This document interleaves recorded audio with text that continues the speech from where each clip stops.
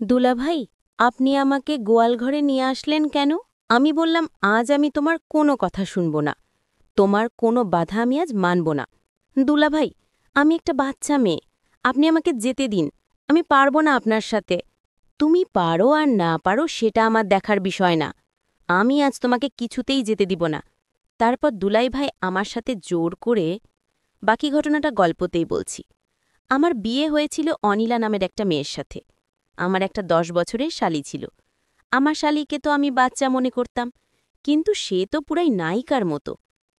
আমার স্ত্রী প্রেগনেন্ট হয়েছিল। তখন সে খুব অসুস্থ হয়ে পড়েছিল। তাই বাড়ির কাজকর্ম ও তার সেবার জন্য আমার স্বামীকে আমার বাড়িতে নিয়ে এসেছিলাম। কারণ আমার বউ যখন চিকিৎসার জন্য হসপিটালে গিয়েছিল আর আমি অফিস থেকে যখন বাড়িতে এলাম, তখন আমার শালী আমাকে বলল, দুলাভাই আসুন, আমরা গোয়ালঘরে যাই। তারপর আমার শালী আমায় গোয়ালঘরে নিয়ে আমার সাথে যা করেছিল তা শুনলে তোমাদের মাথা নষ্ট হয়ে যাবে। আমার বউ অনিলা খুবই চটপটে মেয়ে, আর আমার এরকম মেয়ে পছন্দ। কিন্তু সমস্যা সেই সময় ছিল যখন অনিলা প্রেগনেন্ট হয়। ডাক্তার তাকে বিদেশ নেওয়ার জন্য বলে, কিন্তু ওর ভিতরে ভিতরে খুব দুর্বল ছিল। আমাদের বাড়িতে এরকম কেউ ছিল না যে ওকে বসিয়ে সামলাতে পারে। এই কারণে আমাকে বাধ্য হয়ে আমার শালী সীমাকে আমাদের বাড়িতে রাখার জন্য আমার শাশুড়িকে বলতে হয়। কেননা বাড়িতে শুধু আমি একাই থাকতাম। আমার শুধু এক মা ছিল, সে অসুস্থ হলে শাশুড়ি আমার কথা শুনে আমার সাথে আমার ছোট শালীকে পাঠিয়ে দেওয়ার জন্য রেডি হয়ে গেল। আমার শালীর বয়স 10 বছর, কিন্তু সে হয়তো একটু পাগলা টাইপের। আমাদের বিয়েতে সে আমার দিকে তাকিয়ে হেসে যাচ্ছিল। আমি ওর হাসির জবাবে যখন হেসেছিলাম, তখনও লজ্জাতে দৌড়ে বাইরে চলে গিয়েছিল। ওর ব্যবহার দেখে আমার খুব অদ্ভুত লেগেছিল। যাই হোক, আমার শাশুড়ি স্বামীকে ডেকে বলতে লাগলেন, সীমা, নিজের কাপড় চোপড় ব্যাগে ভরে রেডি হয়ে নে, তোর জামাইবাবু তোকে নিতে এসেছে। এই কথা শুনেও তাড়াতাড়ি করে নিজের ঘরে চলে গেল। আর কিছু সময় পরে একটা ছোট ব্যাগ নিয়ে বেরিয়ে এলো। আমি বাইকে করে আমার শ্বশুর বাড়িতে এসেছিলাম। এই কারণে নিজের বাইকে ওকে বসাতে হতো। আমি ওর ব্যাগ সামনে রেখে দিলাম আর ওকে পিছনে বসার ইশারা করলাম। ও মোটরসাইকেলে বসে পড়ল। এই অবধি ঠিকই ছিল, কিন্তু যখন অর্ধেক রাস্তা গেলাম, হঠাৎ এই ঘটনায় আমি চমকে উঠেছিলাম। কপাল ভালো যে আমি মেইন রোডে নেই, নাহলে হঠাৎ করে এই ঘটনায় হয়তো অ্যাক্সিডেন্ট করে ফেলতাম।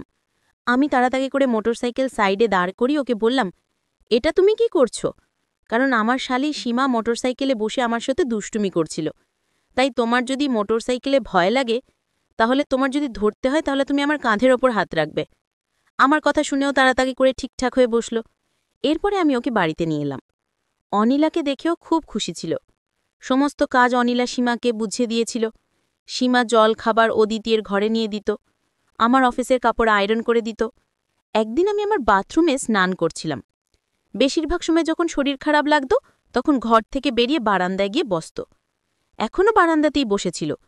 আমি বাথরুম থেকে বেরিয়ে হঠাৎ ঘরের মধ্যে সীমাকে দেখার আগে আমার অবস্থা খারাপ হয়ে গেল।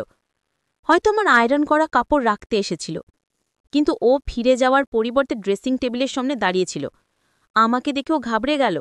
আমি বললাম, তুমি এখানে কি করছো? কোনো লজ্জা শরম আছে কি তোমার? আমি বললাম, কি? আমি যাও আমার ঘর থেকে। অদ্ভুত বোকামে। সীমা এরকম কথাতেও চোখের জল ফেলতে ফেলতে ঘর থেকে বাইরে বেরিয়ে গেল।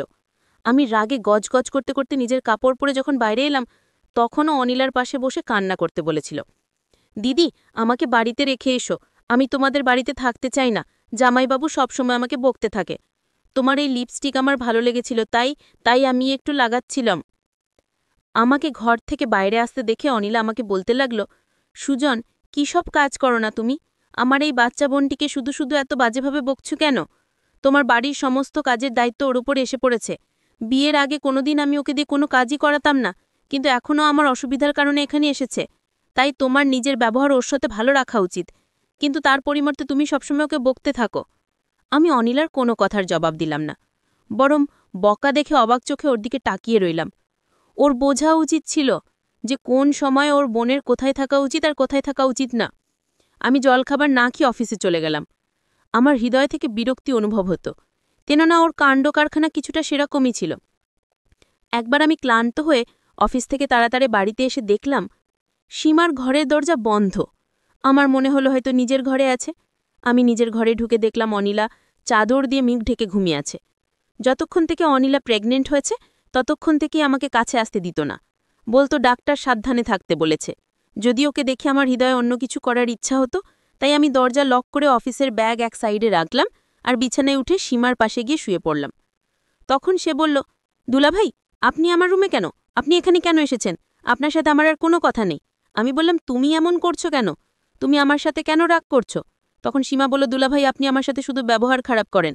আমি বললাম, ঠিক আছে, আমি তোমাকে আর কখনো বকা দিব না। তখন সীমা বলল, তাহলে দুলাভাই আমার একটা কথা রাখবে। আমি বললাম, কি কথা? সীমা বলল, দুলাই ভাই, আপনাদের গোয়াল ঘরে কি থাকে? আমি বললাম, গোয়াল ঘরে তো শুধু গরু থাকে।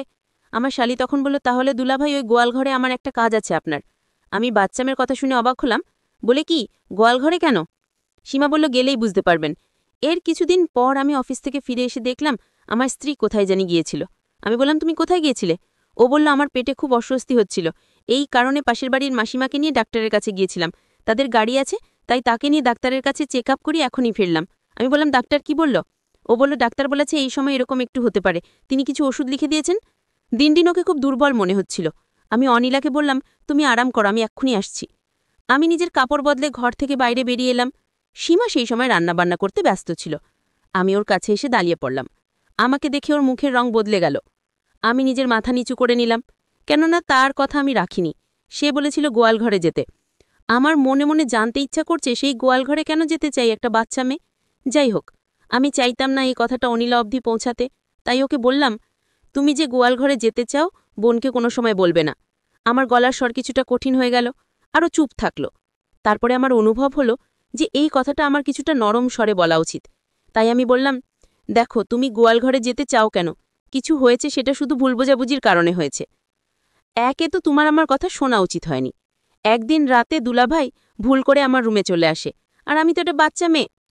আমি চাদর মুখে দিয়ে শুয়ে রইলাম।